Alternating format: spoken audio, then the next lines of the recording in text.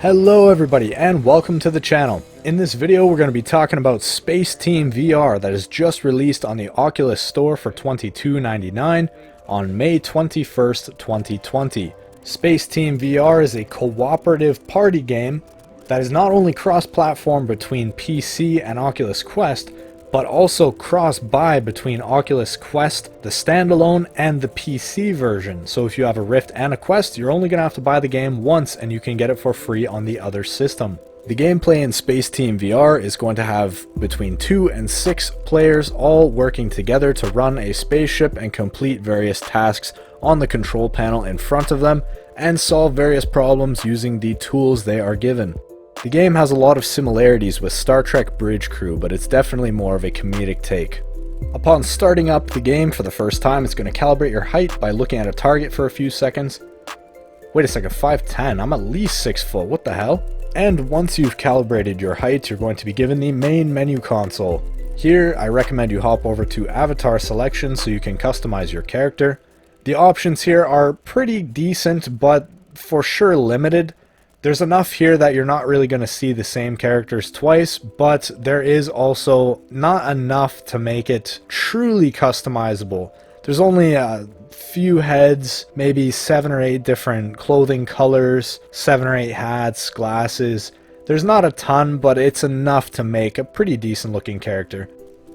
After you've customized your character to your liking, in the other parts of the menu we have a tutorial. Now this tutorial is just a brief introduction to the gameplay mechanics. It's going to show you how to use all the different tools and how to read and execute orders on your control console. Up there you see the screen. That is where you're going to be receiving orders that you will either need to execute yourself or call out to your teammates. Down below on the console is where you're going to get some controls. They might be switches or levers, or boards with plugs you need to put into certain slots depending on what the order is. And this is basically the whole game. Here we're also going to get introduced to some of the tools. First is going to be the laser gun. As you can see, it's just a standard gun. You point it, you shoot it, there's no ammo or anything. It's got kind of a nice goofy sound effect. Very simple. Next up, this is going to show you how to use things like switches and levers.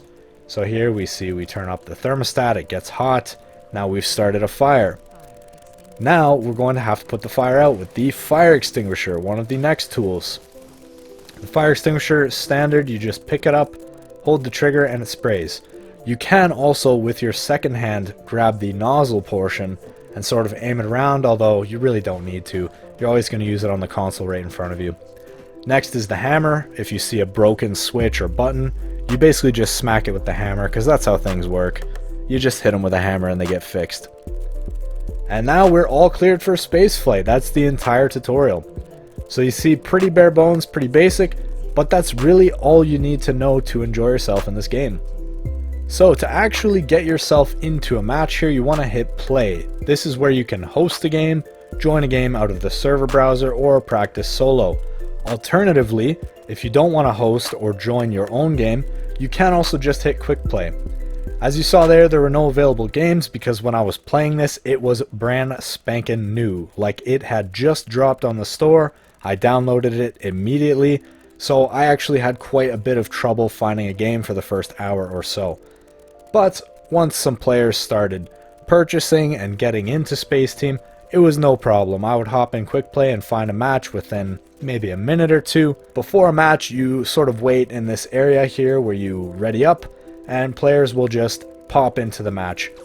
My first time starting up Spaceteam, I spent a lot of time in this lobby just waiting, and another player popped up and you can see he was pretty excited to see someone else himself. This was going to be our first match together and maybe the first match of Spaceteam on the Quest ever. And after waiting even longer, we got almost a full lobby. So this is sort of going to be the lobby experience that everyone's going to see when they play this game. You're all going to be in this room. You can play around with all the little tools, throw stuff at each other, spray fire extinguishers. It's kind of a good time, sort of introduce yourselves, and you're going to all hold the ready button to actually start the match. When the match begins, you're going to be on Sector 1. Everyone has their own control console in front of them, and everyone's screen will all say a different control that they either need to press on their own console if it's there, and if it's not there, you need to call out to your teammates to press it on their consoles. This is extremely hectic with more than 2 or 3 people. Once you get up to 4, 5, and 6, it is insane. Just listen to this audio for a minute here. I don't have a vape. Unlock a consumer. Find receptor. Lock X-ray, lock X-ray. Oh, God, turn my X-ray, lock X-ray, lock X-ray. Elevate Volcom. I I didn't hear either of my two things. Third time. So yeah, as you saw and heard there, with multiple people all shouting commands, laser guns going off, fire extinguishers spraying, it is so hard to hear what is going on around you, and that is all part of the fun.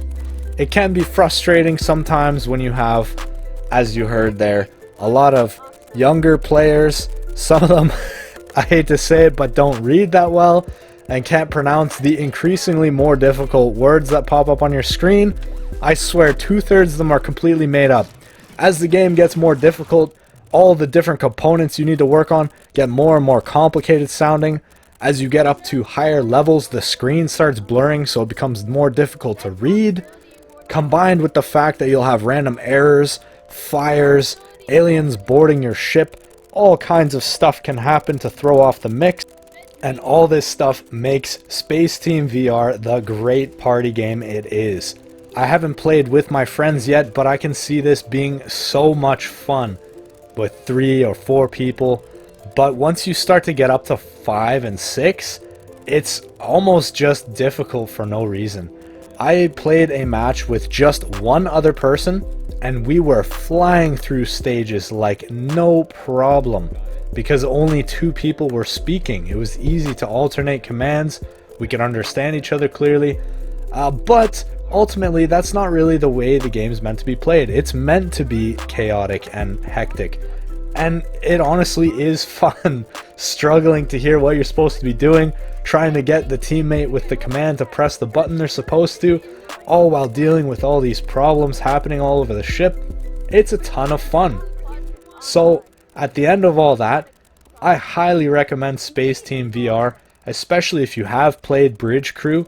It's very similar, but it's more of like a light-hearted version that's a lot quicker paced, a lot funnier.